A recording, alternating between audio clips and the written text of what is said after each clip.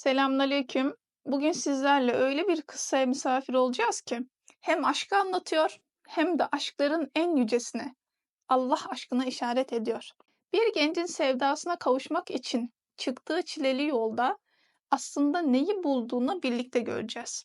İçinde aşk var, sabır var, tevekkül var ama en çok da niyetin neyse nasibin de odur sırrı var. Belki de hepimizin kendine sorması gereken bir soru çıkacak bu kıssadan. Ben Allah'ı gerçekten onun için mi zikrediyorum, yoksa gönlümde başka bir murat mı saklı? 40 gün boyunca sadece Allah diyen bir yüreğin bu zikre ne şekilde karşılık bulduğunu izlerken siz de kendi kalbinize bakacaksınız. Belki bir niyetinizi gözden geçirecek, belki de Rabbimizin size olan lütfunu daha derinden fark edeceksiniz. Hazırsanız sadece bir aşk hikayesi değil, bir kalbin nasıl Allah'a döndüğünün hikayesini anlatmaya başlayalım. Aşıktı delikanlı. Öyle bir aşıktı ki sevdiğinin ismini söylemekten öte bir kelime dökülmezdi dudaklarından. Uykusu kaçmış, dili tutulmuş, yüreği tek bir isimle yanıp tutuşur olmuştu. Halini anlatmaya mecali kalmadığı için de sözü arkadaşı almıştı. Günlerdir gözlerine uyku girmedi efendim. Yemiyor, içmiyor, gecesi gündüzü havası suyu o kız oldu sanki. Ne desem kâr etmiyor. Son bir umutla size geldik. Ama efendim, o bir çoban, sevdiği ise padişahın kızı. Davul bile dengi dengine derler ama aşk işte. Aşkın közü kör diyorlar ya, herhalde ondan. İhtiyar adam gözlerini uzaklara dikmiş, yılların çizgisini alnında taşıyan o çelimsiz çobana bakıyor. Saçı sakalına karışmış, bakışları bir yere değil, bir isme kilitlenmişti adeta. Gözlerinde aşktan başka hiçbir iz yoktu. Derin bir nefes aldı yaşlı adam. Sonra tebessüm ederek döndü arkadaşa. Kolay evlat kolay. Çaresizseniz çaresizsiniz. Ve tane tane anlatmaya başladı. O yaşlı kulübede yaşayan ihtiyar, padişahın sırdaşı, dert ortağı, gönül eriydi. Yıllar önce padişah ona bir teklifte bulunmuştu. Sarayda değil, bu dağ kulübesinde yaşa ama hep burada ol, kimse kim olduğunu bilmesin. O da kabul etmişti. Gönlü geniş, sözü az, hikmeti bol bir bilgeydi şimdi. Genç çoban ihtiyarın sözlerini kalbine yazdı. O çaresizlikte bir ümit gibi sarıldı bu sözlere. Yani efendim, eğer 40 gün o mağarada Allah dersem, padişahın kızıyla evlenebilir miyim? İhtiyar bilge hiç tereddüt etmeden evet dedi. 40 gün boyunca gece gündüz Allah diyeceksin, 40 gün sonra padişahın kızı senindir. İki dost yola revan oldular. Aşık çobanın dizlerine derman, gözlerine de ışık gelmişti. Tesbihi aldı, mağaraya vardı. Hiç vakit kaybetmeden diz çöktü, ellerini açtı, gözlerini kapadı ve Allah, Allah diyerek başladı yolculuğa. Zaman geçti, günler birbirini kovaladı, tesbih taneleri gibi. Padişahın kızının hayalleriyle aktı dakikalar. Ama dağın öte yanında başka bir kıpırdama başlamıştı. Mağaradaki o gençten herkes bahseder olmuştu. Bir delikanlı varmış, gece gündüz mağarada Allah dermiş. Kendini Allah'a adamış biriymiş. 3 hafta sonra arkadaşı merak edip geldiğinde onu gözleri kapalı buldu, uyuyor sandı ama parmakları hala tesbih taneleriyle meşguldü.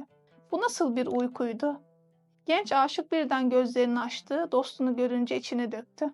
Günler geçti, yarısı bitti neredeyse ama hala ne bir haber ne bir umut. Bir ara acaba dedim, sonra yutkundum, hayır dedim. Elimi tesbihe, gözümü duaya bağladım. Arkadaşıyla vedalaştı, tekrar döndü zikir halkasına. Artık dudakları kıpırdamıyordu bile. Sustu gece, sustu mağara, sustu tesbih. Sadece bir isim kalmıştı. Allah, Allah, Allah. 40 güne birkaç gün kala. Bu söylentiler saraya dek ulaştı. Padişah merakla vezirine danıştı. Vezir, bu gibi insanlar bulunduğu yere bereket getirirler. Ne yapıp edip onu ülkede tutmalıyız dedi. Ama padişahın aklına başka biri geldi. Bilge ihtiyar. Kulübenin yolunu tuttu, hürmetle diz çöktü, derdini anlattı. Dervişi ülkeye davet etmekten vezir yapmaya kadar her şeyi söyledi. Ve Bilge gülümsedi. Hünkârım, gönül erleri makamla, servetle ölçülmez. Gönlüne talip olacağınız tek şey varsa o da kızınızdır. Padişah dona kaldı. Sonra utana sıkıla, acaba lütfeder mi dedi. 40. günün güneşi mağaranın üzerinden süzülüyordu. Padişah, bilge, vezirler ve halk yola çıktı. Genç çobanın arkadaşı da onların aralarında, kalbinde dualarla. Aşık çoban öyle bir hale bürünmüş ki sanki mağarada ondan geriye bir tesbih kalmış gibiydi. Padişah içeri girdi, edeple eğildi. "Efendim, sizi ziyarete geldik."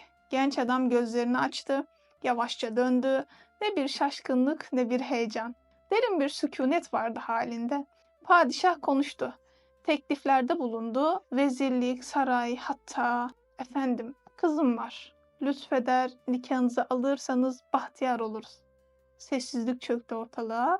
Herkes gözünü genç adama dikmişti. O yavaşça doğruldu, gözlerini padişahın gözlerine dikti. "Hayır," dedi. "Kızını istemiyorum." Şaşkındı kalabalık. Padişah mahzundu. Vezirler hayretle bakıştı. Ama ihtiyar bilge tebessüm ediyordu. Genç çobanın arkadaşı ileriye atıldı. "Ne yapıyorsun sen? 40 gün çile çektin. Her şey hazırken neden reddettin?" Aşık çoban gözleriyle bilgeyi aradı. Sonra dostuna dönerek gülümsedi. "Dostum, ben 40 gün padişahın kızı için Allah dedim. Allah padişahı ve vezirlerini ayağıma gönderdi. Ya bir de Allah için Allah deseydim." Bakın, padişahın kendisi geldi, saraylar, vezirler, nimetler ayağına serildi. Ama o artık istemiyordu. Çünkü o 40 gün boyunca Allah dedi. Ve anladı ki her şey Allah diyebilmek içinmiş. Aşk yoldu, zikir anahtar, mağara kalbin ta kendisiydi. Belki bir kıza kavuşmak için başlamıştı bu yolculuk. Ama artık kavuşmak istediği bambaşka bir yerde.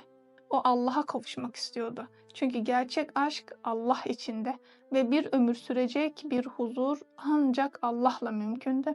Şimdi dur ve düşün. Sen ne için Allah diyorsun? Allah'ım bizi de mağaralara, yalnızlıklara, çilelere muhtaç etmeden senin için, sen diyebilen kullarından eyle. Sevdiklerimizi değil, seni sevebilmek için sevdiklerimizi ver. Aşkı bizi sana götüren bir yol eyle ve neyi seviyorsa kalbimiz, onun vesilesiyle sana yaklaşmayı nasip eyle. Gel bu kıssayı sadece dinlemekle kalma. Bugün sen de bir köşeye çekil ve Allah için Allah de. Belki senin mağaran da kalbindedir ve belki senin 40 günün bugündür.